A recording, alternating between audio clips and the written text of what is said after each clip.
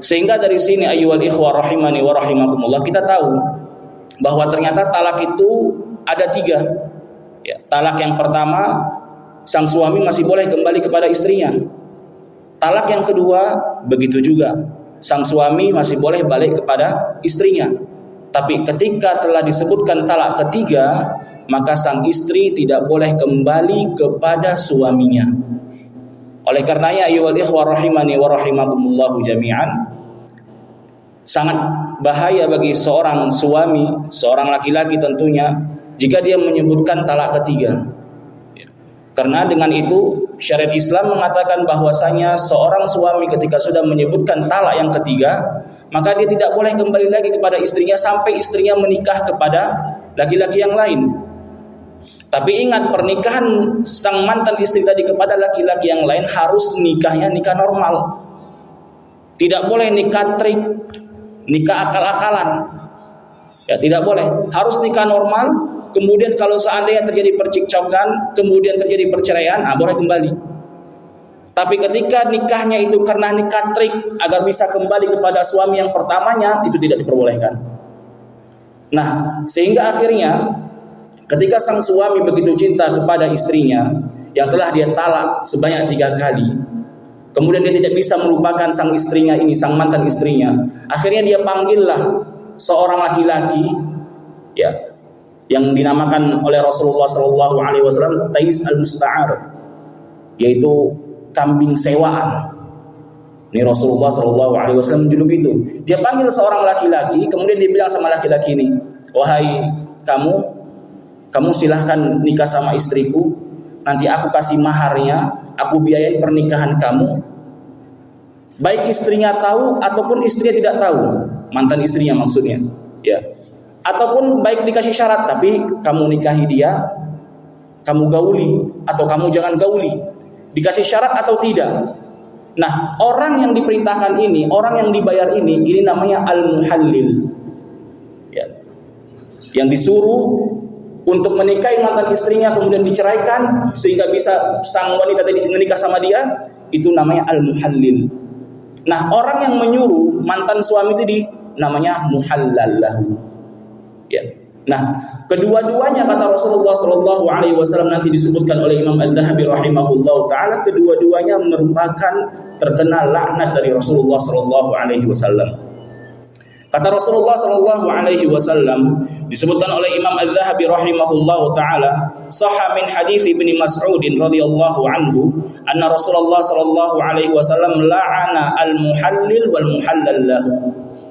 Kata Rasulullah SAW yang disampaikan oleh sahabat Nabi Muhammad SAW yaitu Ibnu Mas'ud radhiyallahu anhu, bahwa Rasulullah SAW melaknat al-muhallil. Ya, muhallil tadi sudah kita ketahui bahwa dia adalah orang yang disuruh mantan suaminya untuk menikah kepada mantan istrinya agar istrinya bisa kembali kepada dia. Karena syariat mengatakan nggak boleh kembali kalau sudah talak 3, harus nikah dulu sama orang lain. Nah, itu namanya muhallil. Wal muhallal lahu, dan orang yang menyuruh seseorang untuk menikah kepada mantan istrinya, kedua-duanya terkena laknat. Kenapa ayyuhal ikhwah rahimani wa rahimakumullahu jami'an kedua-dua yang terkena laknat? Karena mereka berdua telah membuat trik, melakukan tipu daya kepada syariat Allah Subhanahu wa taala. Oleh karena kedua-duanya dilaknat. Ya. Jadi sangat besar ancaman bagi orang-orang muhallil dan muhallal. Oleh karena itu terkhusus bagi laki-laki jangan mudah untuk mengatakan talak 3. Ya, walaupun di sini ada khilaf di antara para ulama. Ada yang mengatakan bahwa talak 3 itu tidak mungkin bisa jatuh kecuali setelah dia mengucapkan talak pertama, talak kedua, talak ketiga. Ada yang mengatakan ketika sang suami mengatakan talak 3 langsung boleh. Dan ini merupakan jumhur dari mazhab yang 4, baik Syafi'i, Maliki, Hanafi dan Hanbali. Begitu juga dari sahabat Umar bin Khattab, Utsman bin Affan, semua mengatakan demikian, bahwa ketika sang laki-laki atau sang suami mengucapkan aku talak engkau 3 kali, maka jatuh. Ya. Tapi ini terjadi khilaf Di sana pun ada para ulama seperti ulama Daud Al-Zahiri rahimahullahu taala, kemudian juga seperti Abu Bakar As-Siddiq. Begitu juga ulama Ibnu Taimiyah rahimahullahu taala, mereka mengatakan talak itu harus satu proses, 2, 3. Oleh karenanya ayyuhal ikhwah rahimani wa rahimakumullah jami'an, jangan sampai seseorang itu tergesa-gesa melakukan talak, kemudian setelah itu dia menyesal, dan setelah itu dia melakukan apa-apa yang dilaknat oleh Allah dan Rasulnya sallallahu alaihi wasallam. Kemudian ayyuhal ikhwah rahimani wa rahimakumullah jami'an, Al-Imam Az-Zahabi rahimahullahu taala mengatakan selanjutnya, walakinna fa'ila hadhihi al-qadirun muqallidun 'amilu bi rakhasil madahib lam yablughun nahyu fala'alla Allah ya'dhuruhu wa yusamihuhu. Kata Imam Az-Zahabi rahimahullahu taala, akan tetapi perbuatan ini, perbuatan muhallil ataupun muhallal ini, itu ternyata mereka, sebagian dari mereka ada yang melakukan hal ini, ya, dengan alasan mereka mengambil sebagian pendapat mazhab-mazhab yang ada.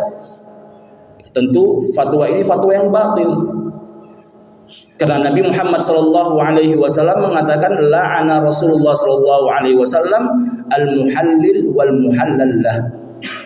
Ada ternyata sebagian ulama yang mengatakan enggak apa-apa, buat trik demikian enggak apa-apa, boleh. Nah, sebagian orang mengambil pendapat mazhab ini, maka mazhab ini bukan mazhab yang kuat. Fatwa ini adalah fatwa yang lemah.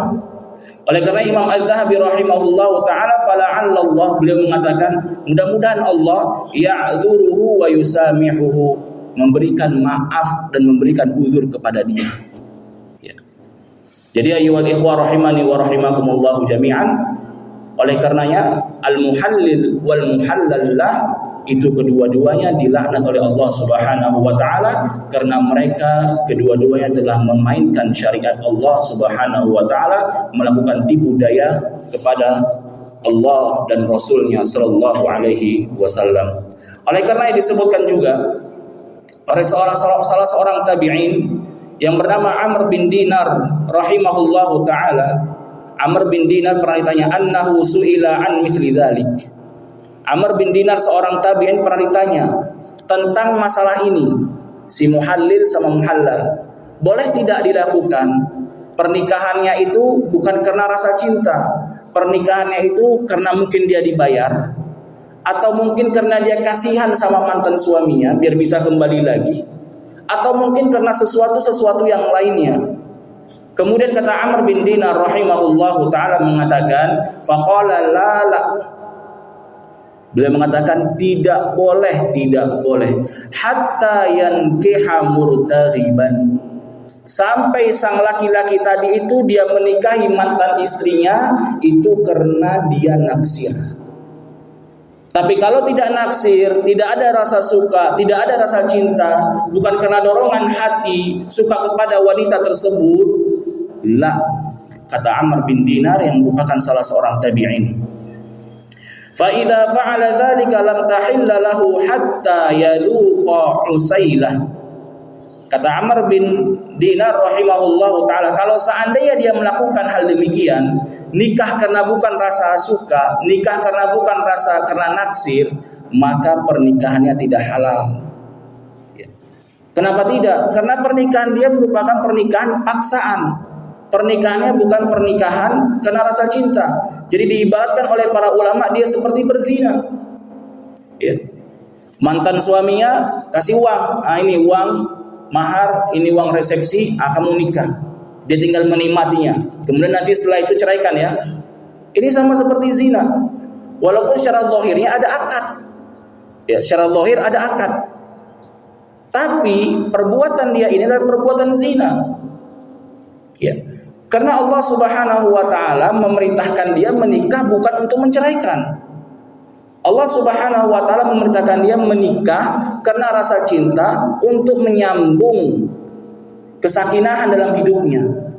Tapi tiba-tiba seorang itu menikah karena dapat bayaran, karena enggak enak, kebetulan mungkin mantan suaminya ini adalah keluarganya, kasihan lihat dia.